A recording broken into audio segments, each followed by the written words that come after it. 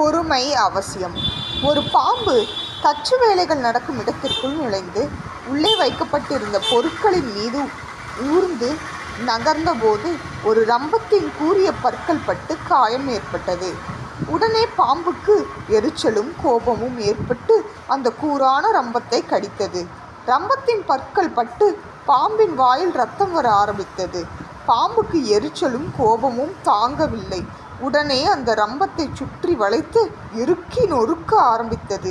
இதனால் வலி அதிகமாகி ரத்தம் வர வர தன் பலம் முழுவதையும் சேர்த்து வேக வேகமாய் புரண்டது. தனக்கு என்ன நடக்கிறது, நாம் என்ன செய்கிறோம் என்று யோசிக்கவோ நிதானிக்கவோ முடியாமல் கோப வெறியில் தொடர்ந்து இறுக்கிக் கொண்டே இருந்தது.